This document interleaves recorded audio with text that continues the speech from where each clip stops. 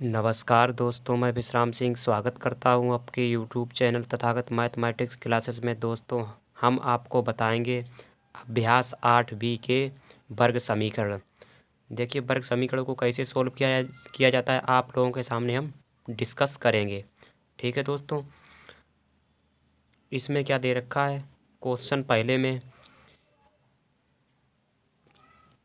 एक वर्गाकार मैदान का क्षेत्रफल 441 वर्ग मीटर है, मैदान का परिमाप ज्ञात कीजिए।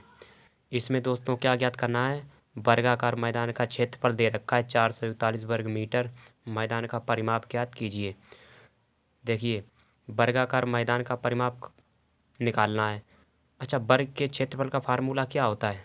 वर्ग के क्षेत्रफल का फार्मूला होता है भुजा स्क्वायर। चलिए सवाल को सोल्व करते हैं।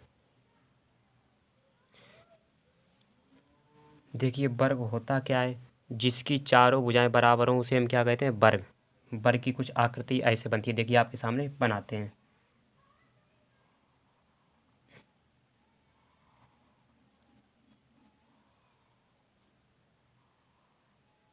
देखिए, जिसकी जिसकी चारों भुजाएं, थोड़ा चित्र थोड़ा हमारा सही नहीं है, देखिए फिर भी ये भुजा, ये भुजा, ये भुजा और ये भुजा, चार भुजाएं आपस में कैसी हैं, समान है। इसकी जिसकी चारों भुजाएं आपस में समान है उसका वो क्या कहलाता है, वर्ग।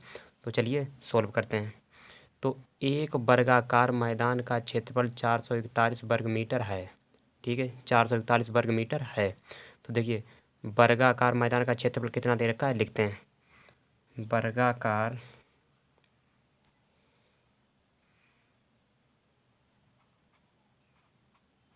वर्गाकार मैदान वर्गाकार मैदान का क्षेत्रफल, वर्गाकार मैदान का क्षेत्रफल कितना दे रखा है, 441 वर्ग मीटर।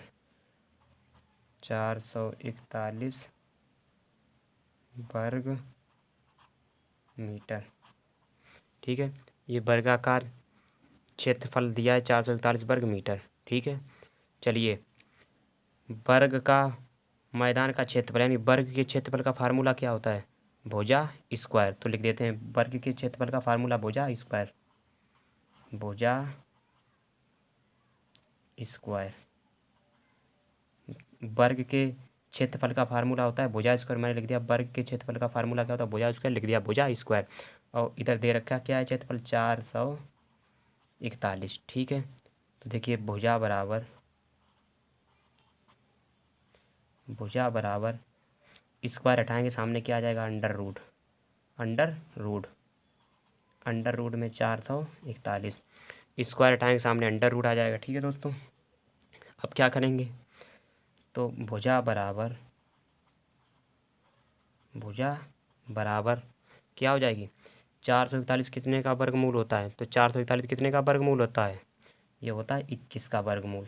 कितने का, 21 का वर्गमूल होता है। तो देखिए, अब हम क्या निकालेंगे, पूछा क्या है, मैदान का परिमाप यानी वर्गाकार मैदान का परिमाप। तो चलिए निकालते हैं वर्गाकार मैदान का परिमाप। लिखिए, वर्गाकार मैदान का परिमाप। वर्गाकार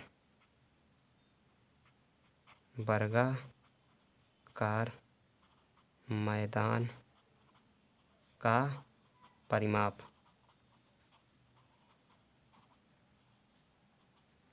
तो वर्गाकार मैदान का परिमाप क्या होता है, वर्ग का परिमाप क्या होता है, 4 इंटू भुजा। 4 इंटू भुजा 4 इंटू भुजा। तो 4 क्या है ये, 4 इंटू भुजा। भुजा कितनी निकली मेरी, 21। कितनी, 21। तो गुणा कर दीजिए, 21 में 4 का 4 एकम 4 और 4 दूनी 8, यानी कि 84 मीटर। यही मेरा क्या हो जाएगा, इसका आंसर हो जाएगा दोस्तों। तो उम्मीद करता हूँ ये क्वेश्चन आपको अच्छे से समझ में आ गया होगा। तो नेक्स्ट क्वेश्चन चलते हैं, क्वेश्चन नंबर 2 पर। देखिए दोस्तों, यहाँ पर इसका क्षेत्रफल, ये क्षेत्रफल है वर्ग का, इसका अंदर ये दिया था 441, ये क्षेत्रफल जिसकी सभी भुजाएं की बराबर होंगी। ठीक है दोस्तों, ठीक है, तो क्वेश्चन नंबर 2 को देखते हैं। तो क्वेश्चन नंबर 2 में क्या दे रखा है, एक आयताकार बाग की लंबाई और चौड़ाई में अनुपात 3:2 है। यदि बाग का क्षेत्रफल 600 वर्ग मीटर है तो उसकी लंबाई एवं चौड़ाई ज्ञात कीजिए। तो चलिए अभी इसको सोल्व करते हैं। देखिए, आयताकार बाग की लंबाई और चौड़ाई में अनुपात 3:2 का अनुपात है। यदि बाग का क्षेत्रफल 600 वर्ग मीटर है तो उसकी लंबाई एवं चौड़ाई ज्ञात कीजिए। तो लिख लीजिए, आयताकार बाग की लंबाई, माना लंबाई कितनी माने, माना लंबाई कितनी माने, लंबाई को क्या मान लें, x। माना लंबाई क्या मान ली मैंने, x। ठीक है। चौड़ाई को क्या मान लें, चौड़ाई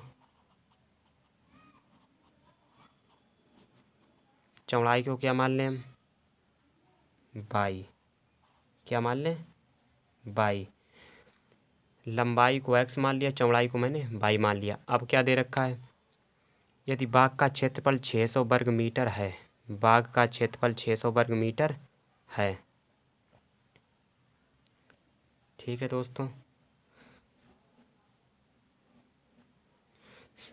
सॉरी दोस्तों, यहाँ पर क्या है दोस्तों, यहाँ पर दे रखा, अनुपात भी दे रखा है। देखिए, एक आयताकार बाग की लंबाई और चौड़ाई में अनुपात 3:2 है। तो इसको मान लो कितना, x नहीं 3x, इसको 3x और इसको 3, इसको 2x, इसको कितना मान लें, 2x। ठीक है, इसको 3x मान ली, लंबाई को 3x, चौड़ाई को क्या मान लिया, 2x। अब देखिए, अब क्या दे रखा है क्वेश्चन में, यदि बाग का क्षेत्रफल 600 वर्ग मीटर है तो बाग का क्षेत्रफल कितना दे रखा है, क्षेत्रफल, बाग का क्षेत्रफल 600 वर्ग मीटर। तो लिखिए, बाग का क्षेत्रफल, बाग का क्षेत्रफल, बाग का क्षेत्रफल बराबर कितना दे रखा है, 600 मीटर। बाग का क्षेत्रफल दे रखा है 600 मीटर।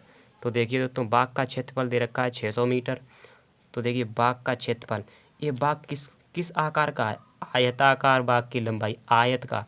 तो आयत का क्षेत्रफल क्या होता है, लंबाई गुणे चौड़ाई। तो लंबाई को मैंने क्या माना है, 3x। तो यहाँ पर क्या लिखेंगे, 3x इंटू चौड़ाई को क्या माना है, 2x। तो क्या कर देंगे, 2x बराबर 600।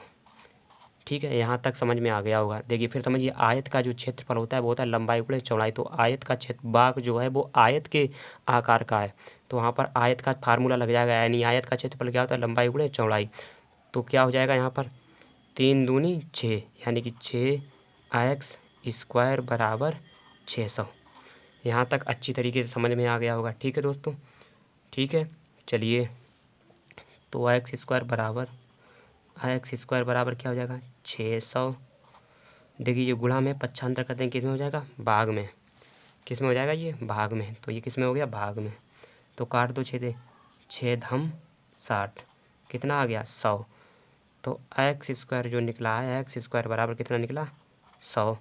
तो एक्स बराबर कितना निकलेगा, क्या, एक्स बराबर, स्क्वायर हटाएंगे, सामने क्या आ जाएगा, अंडर रूट। तो एक्स बराबर कितना हो गया, 100, अंडर रूट 100। एक्स बराबर कितना हो गया, अंडर रूट 100 हो गया। तो देखिए, एक्स बराबर क्या, एक्स बराबर अंडर रूट 100 कितने का वर्गमूल होता है, 10 का। कितने का, 10 का। तो ये 10 मीटर हो गया, कितना, 10 मीटर। एक्स का मान निकल कर आया है मेरा 10 मीटर। ठीक है दोस्तों, अब मुझे क्या ज्ञात करनी है इसमें, देखिए क्वेश्चन पढ़िए, इसमें क्या ज्ञात, उसकी लंबाई एवं चौड़ाई ज्ञात कीजिए। तो लंबाई को मैंने क्या माना है, 3x। लंबाई को क्या माना मैंने, 3x। तो 3x, एक्स का मान कितना निकला, 10। तो 10 तियाँ 30, यानी 30 मीटर। ये निकल गई मेरी लंबाई। अब क्या निकालनी है, चौड़ाई। तो चौड़ाई को मैंने क्या माना, 2x। तो 2x, 2x की जगह क्या हो जाएगा मेरा, 10। तो 10 दूनी 20, यानी 20 मीटर। तो यही दोनों क्या हो गए मेरे आंसर, लंबाई 30 मीटर, चौड़ाई 20 मीटर। उम्मीद करते हैं ये क्वेश्चन आपको अच्छे तरीके से समझ में आ गया होगा। नेक्स्ट क्वेश्चन चलते हैं, क्वेश्चन नंबर 3। तो क्वेश्चन 3 में क्या दे रखा है दोस्तों, एक वर्गाकार मैदान का क्षेत्रफल 225 वर्ग मीटर है, उसका परिमाप ज्ञात कीजिए। किसका, एक वर्गाकार मैदान का क्षेत्रफल दे रखा है 225 वर्ग मीटर, तो उसका परिमाप ज्ञात कीजिए। हम आपको बता चुके वर्ग का क्षेत्रफल क्या होता है, भुजा स्क्वायर। वर्ग का परिमाप क्या होता है, फार्मूला 4 इंटू भुजा। ठीक है दोस्तों, 4 इंटू जो भुजा होता है वो वर्ग का परिमाप होता है। तो चलिए इसको सोल्व करते हैं।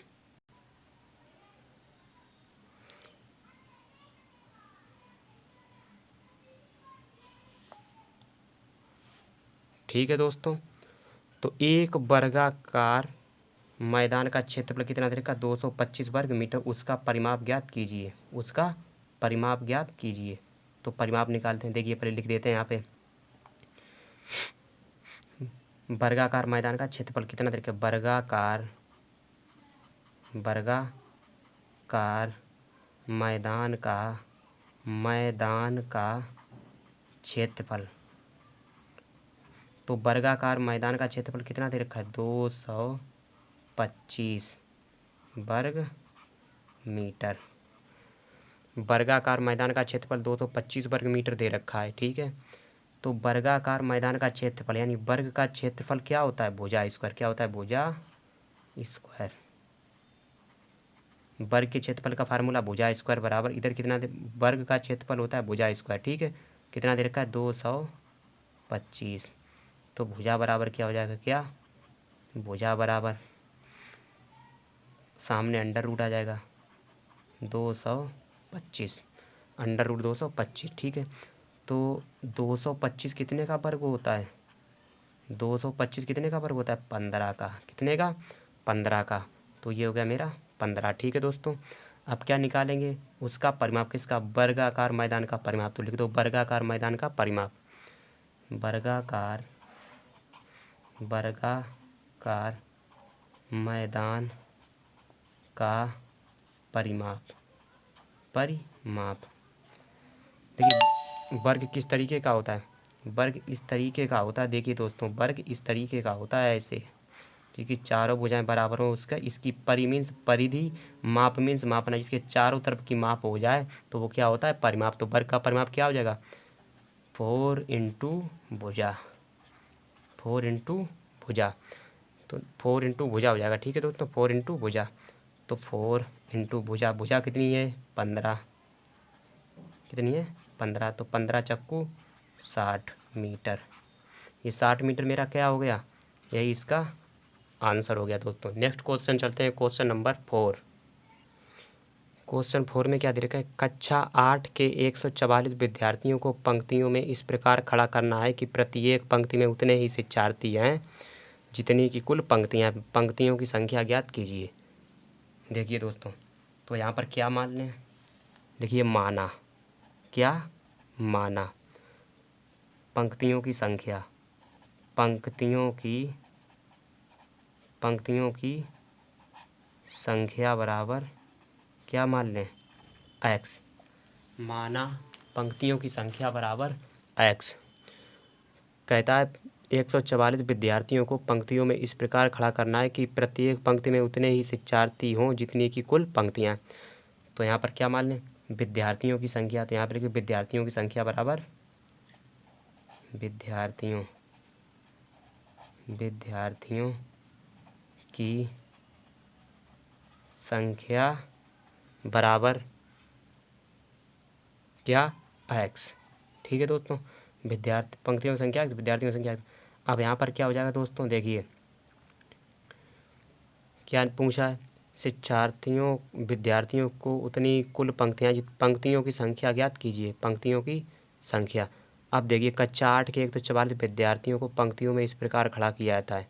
पंक्ति और विद्यार्थी जब खड़े होंगे आयताकार के होंगे। कहने का मतलब कैसे होगा, देखिए यहाँ पर क्या हो जाएगा, x इंटू एक्स बराबर 144। तो x स्क्वायर बराबर क्या हो जाएगा, 144।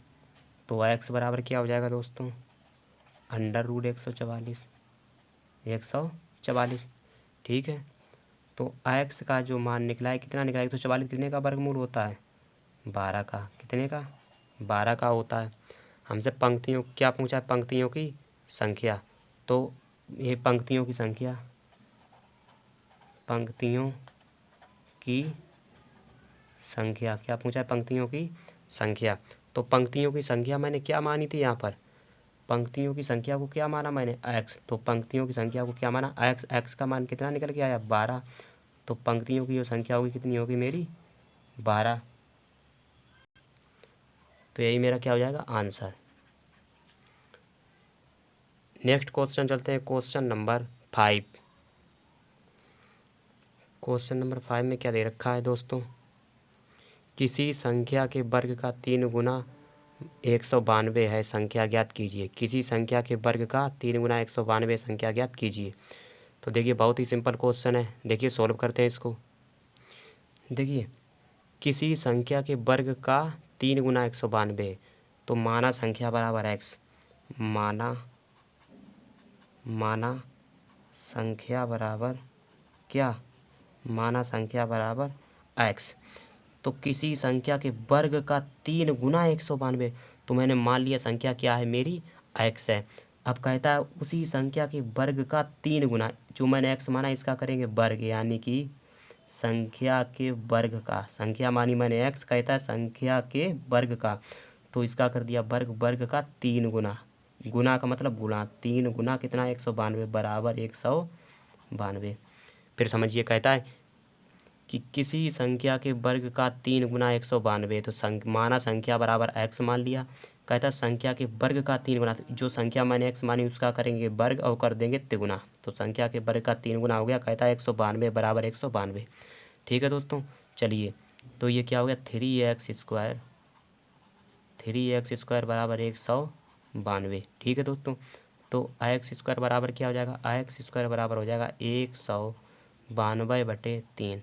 जो चीज़ गुणा में होती पक्षांतर कर देंगे, भाग में हो गई। ठीक है दोस्तों, तो x² बराबर क्या हो गया? देखो 3 से कट जाएगा, 3 छक 18, 1 बच गया, 3 चौक 12। ठीक है, 3 चौक 12। तो x² बराबर कितना आ गया? 64। x² बराबर कितना आ गया मेरा? 64। ठीक है, x² बराबर 64 आ गया। अब देखिए x बराबर कितना आ जाएगा? x बराबर स्क्वायर हटाएंगे, सामने क्या आ जाएगा मेरे? Under root. तो x का जो मान निकल के आया है प्लस माइनस 64 कितने का वर्गमूल होता है? 8 का। तो यही क्या हो जाएगा मेरा आंसर। तो संख्या को मैंने x माना, x का मान निकल कर कितना आया मेरा? 8। तो यही मेरा क्या हो जाएगा? इसका आंसर हो जाएगा दोस्तों।